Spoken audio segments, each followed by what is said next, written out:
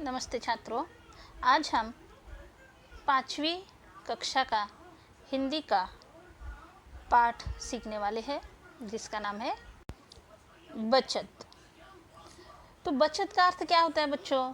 बाकी, शेष, अवशेष, संचित धन, संग्रह, निखर्ची बाकी यानी कि सेविंग।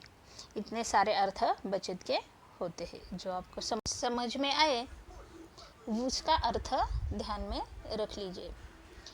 बचत करने से पहले बचत का महत्व हमने जान लेना चाहिए। जीवन में बचत अथवा संचय उतना ही महत्वपूर्ण है जितना कि आमदनी का महत्व होता है।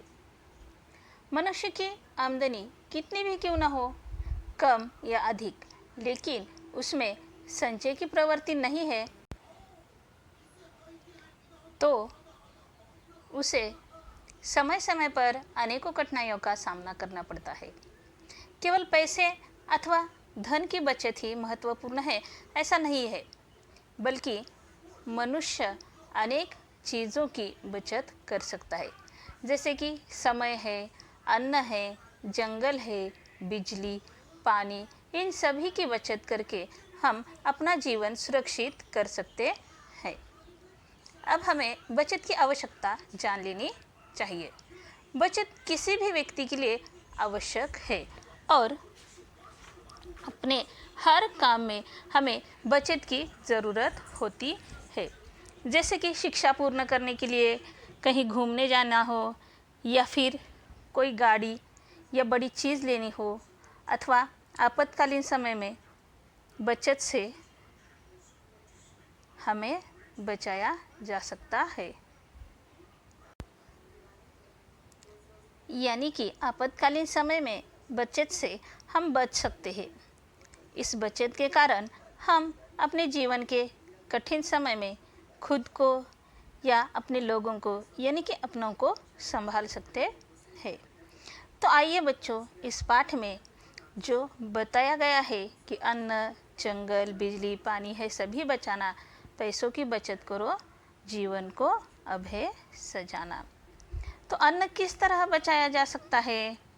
जो अन्न पका हुआ है या बनाया हुआ है, उसे थाली में लेते समय हम जितनी भूख है उतना ही हमें लेना चाहिए, क्योंकि अगर हमें जितने अन्न की ज़रूरत है उतना अन्न हम अगर लेते हैं तो इससे हमारा पेट भी भर जाएगा और अन्न का दुरुपयोग भी टल सकता है। अगला है पानी।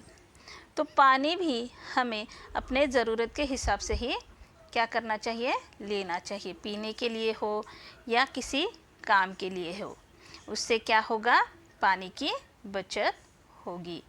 पैसा भी उसी तरह खर्च करना चाहिए जितनी की हमारी आवश्यकता हो। जितनी ज़रूरत हमें है उतना ही पैसा हमें खर्च करना चाहिए। फिजूल बातों के लिए पैसे खर्च करना बुरी बात है।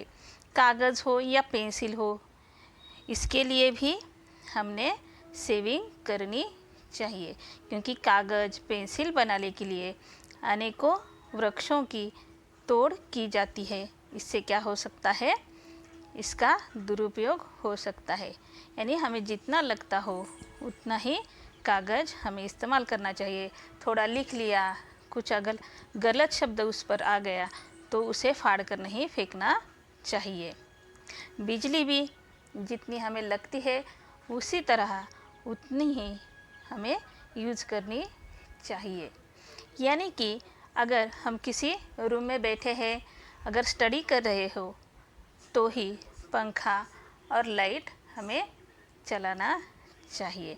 और अगर हमारी स्टडी ख़त्म हो गई हो या उस रूम से हम उठकर कहीं और चले जाने वाले हैं तो हमें पंखा बंद करना चाहिए, यानी फ़ैन बंद करना चाहिए।